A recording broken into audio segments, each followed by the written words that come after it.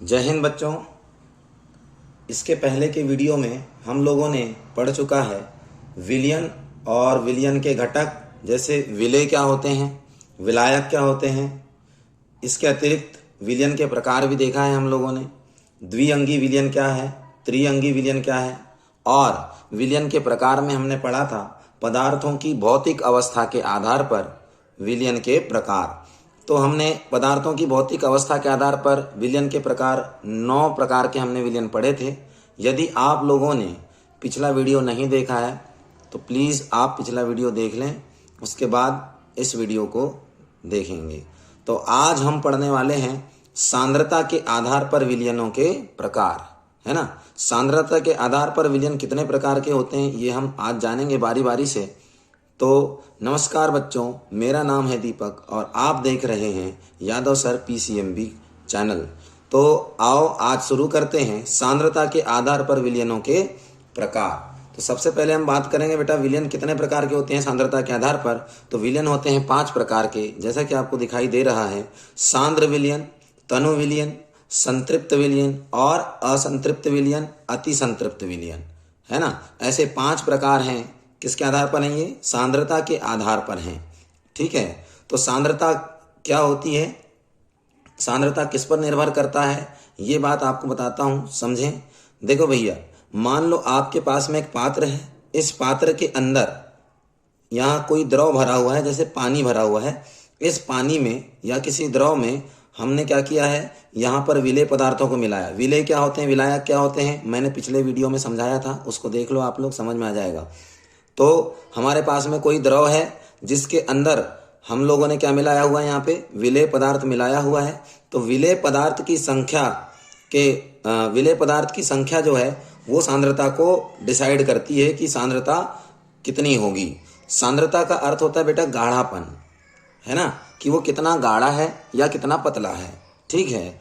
तो सांद्रता के आधार पर ही हम विलयनों के प्रकार देख रहे हैं।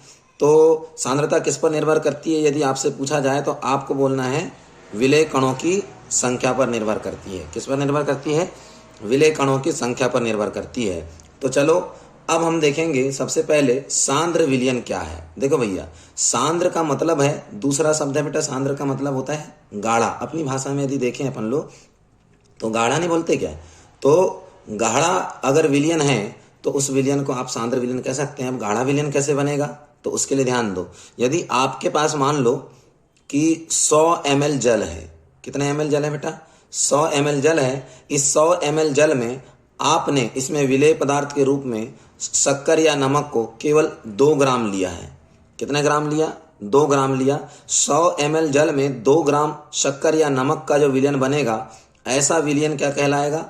वो कहलाएगा बेटा पतला विलयन। लेकिन इस 2 ग्राम की जगह मैं यहाँ पर 10 ग्राम रख देता हूँ। कितना ग्राम रख देता हूँ?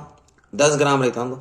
पहले की तुलना में क्या हो जाएगा, ये थोड़ा सा गाढ़ा हो जाएगा। अगर 10 ग्राम के बदले में और भी ऐड कर दूं, इसमें 20 ग्राम रख दूं, तो ये पहले की तुलना में और भी ज़्यादा गाढ़ा हो जाएगा, है ना। क्या कर रहे हैं हम लोग इसमें? हम लोग यहाँ पर केवल विलेय पदार्थ की मात्रा को बढ़ाते जा रहे हैं। शुरू में 2 ग्राम रखा, है ना, फिर हमने 10 ग्राम रखा, फिर हमने 20 ग्राम रखा, ऐसा करके मैंने बढ़ा लिया। मान लो मैं 30 ग्राम कर देता हूँ। तो और जल का जो आयतन है अभी भी कितना है भैया, 100 ml ही जल का आयतन रखा गया है। बल्कि हमने क्या मिलाया हुआ है उसके अंदर, जल के अंदर क्या मिलाया हमने मिलाया है नमक या शक्कर। कभी 2 ग्राम मिला सकते हैं, 10 ग्राम मिला सकते हैं, 20 ग्राम मिला सकते हैं, 30 ग्राम मिला सकते हैं। लेकिन जब ये हम लोग अलग अलग प्रकार के विलेय पदार्थों को मिलाते हैं या अलग अलग मात्रा में मिलाते हैं, तो इस आधार पर विलयन अलग अलग प्रकार के हो जाते हैं। समझना है आप लोगों को कि क्या होता है। एक बात बताइए, सांद्र विलयन की अगर बात करेंगे तो इसमें 2 ग्राम विलेय पदार्थ घुला हुआ होगा, ऐसा विलयन सांद्र विलयन होगा, या फिर 30 ग्राम विलेय पदार्थ मिला होगा, ऐसा विलयन सांद्र विलयन होगा। तो स्वाभाविक सी बात है, गाढ़ा विलयन कब बनेगा, जब उसमें विलेय पदार्थ की मात्रा क्या होगी, अधिक होगी। तो हमारे पास 30 ग्राम विलेय पदार्थ है, तो ऐसा विलयन जिसमें विलेय पदार्थ की मात्रा विलायक की तुलना में बहुत कम हो, तो वो तनु विलयन कहलाएगा। क्या कहलाएगा? तनु विलयन कहलाएगा। और यदि विलेय पदार्थ की मात्रा थोड़ी बढ़ा दिया जाए तो ऐसा विलयन क्या कहलाएगा? सांद्र विलयन कहलाएगा। तो कुल मिला के हम कहें कि सांद्र का मतलब क्या होता है? गाढ़ा, और तनु का मतलब होता है बेटा पतला। क्या होता है? पतला होता है। किसका मतलब? तनु का मतलब। तो तनु का मतलब पतला। पतला कब होगा? जब 100 ml द्रव में 2 ग्राम विलेय पदार्थ मिला दिया जाए, तब कैसा हो जाएगा? वो पतला विलयन हो जाएगा। यदि 100 ml जल में या द्रव में हमने 30 ग्राम विलेय पदार्थ को मिलाया है, तो ऐसी स्थिति में वह क्या हो जाएगा? गाढ़ा हो जाएगा, यानी वह सांद्र हो जाएगा।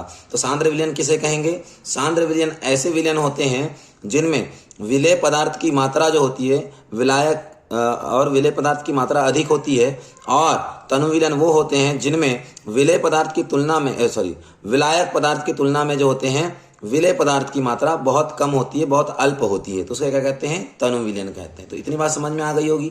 तो तनु मतलब पतला यानी विलेय पदार्थ की मात्रा कम, सांद्र मतलब गाढ़ा जिसमें विलेय पदार्थ की मात्रा अधिक। अब हम बात करते हैं आगे की संतृप्त विलयन क्या होते हैं। संतृप्त विलयन बेटा ऐसे विलयन होते हैं जिसमें विलेय पदार्थ की मात्रा, किसकी मात्रा?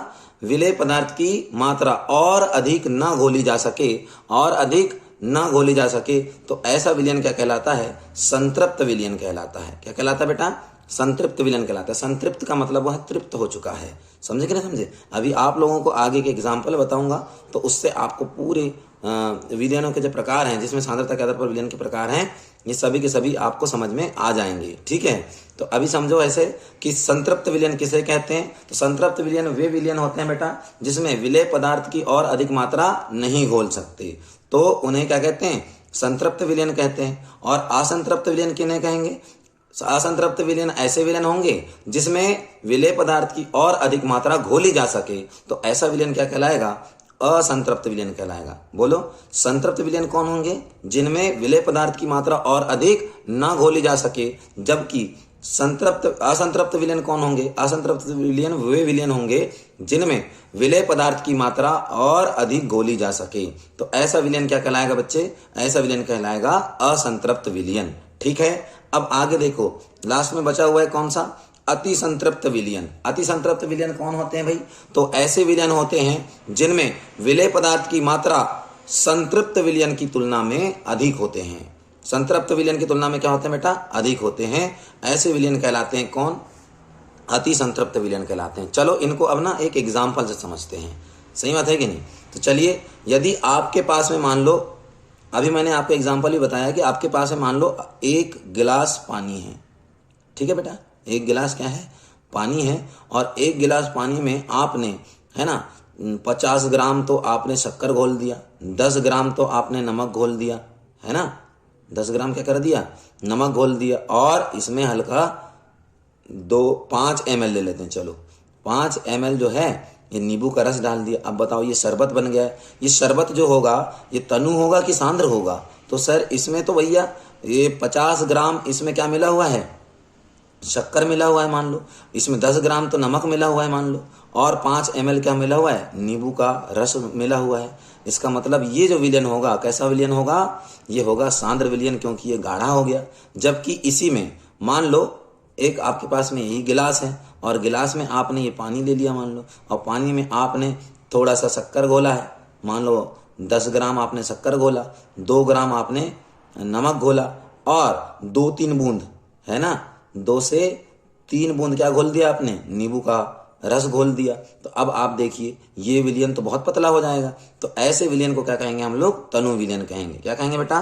तनु विलयन कहेंगे। अब इन तीनों का एग्जाम्पल अलग से समझते हैं। कैसे समझेंगे? जैसे मान लो आपने आज जो भोजन किया है ना, उतना ही भोजन किया जितना आपको भूख लगी है, तो आप उससे तृप्त हो चुके हैं, है ना। जितनी भूख लगी थी उतना ही आपने भोजन किया, तो आप क्या हो गए? तृप्त हो चुके हैं। तो वैसा ही विलयन होता है बेटा, संतृप्त विलयन होता है, जिसमें विलेय पदार्थ की मात्रा और नहीं घोलना, ठीक है, और ना घोली जा सके, तो वो क्या कहलाएगा? संतृप्त विलयन कहलाएगा। यदि मान लो आपका पेट भर जाए तो आप क्या बोलोगे? अब हमको खाना और नहीं चाहिए।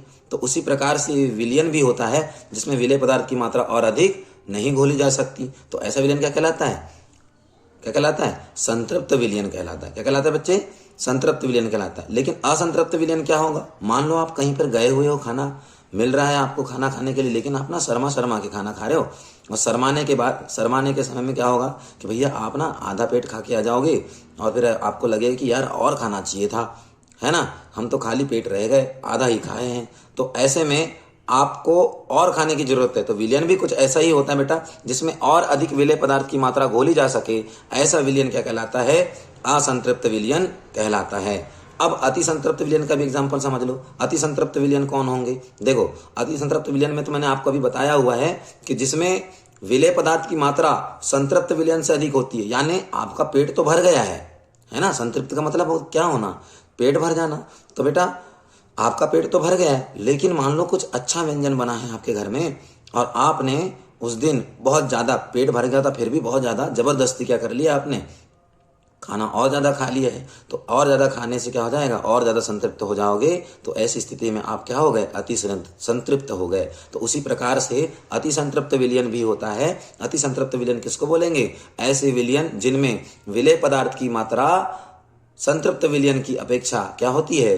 अधिक होती है। तो उन्हें ही अति संतृप्त विलयन कहते हैं। क्या कहते हैं बेटा? उन्हें अति संतृप्त विलयन कहते हैं। तो बच्चे आपको सांद्रता के आधार पर विलयन के प्रकार आपको समझ में आ गए होंगे। इनको बहुत अच्छे से तरीके से तैयार करके जाना। इनकी परिभाषा मैं आपको अभी दिखा देता हूँ, इसको स्क्रीनशॉट ले लेना, परीक्षा में आएगा, बढ़िया तरीके से लिख लेना। 4 अंक का एक क्वेश्चन आ जाता है, कभी कभी 5 अंक का भी आ सकता है। तो देख लेना कितने नंबर का आया, उस हिसाब से आपको पूछेगा तो आप लोग बना लेना, ठीक है। तो बेटा वीडियो यदि आप लोगों को अच्छा लगता है तो लाइक कर दिया करो और सब्सक्राइब कर लिया करो भाई चैनल को, है ना। तो उससे अच्छा रहेगा, हमको भी मोटिवेशन मिलते रहेगा और हम अच्छे अच्छे वीडियो और आगे लाते रहेंगे। तो बच्चों आप ये आज जो पढ़े हमने सांद्रता के आधार पर विलयनों के प्रकार, इसके लिए आपको नोट्स बताता हूं मैं, ये आप स्क्रीनशॉट ले लो इसका, ठीक है। स्क्रीनशॉट ले लिया आपने। अब इनको अच्छे तरीके से परिभाषा को तैयार करके जाना है परीक्षा में। तो बच्चों आपसे मिलेंगे हम अगले वीडियो में, तब तक के लिए जय हिंद।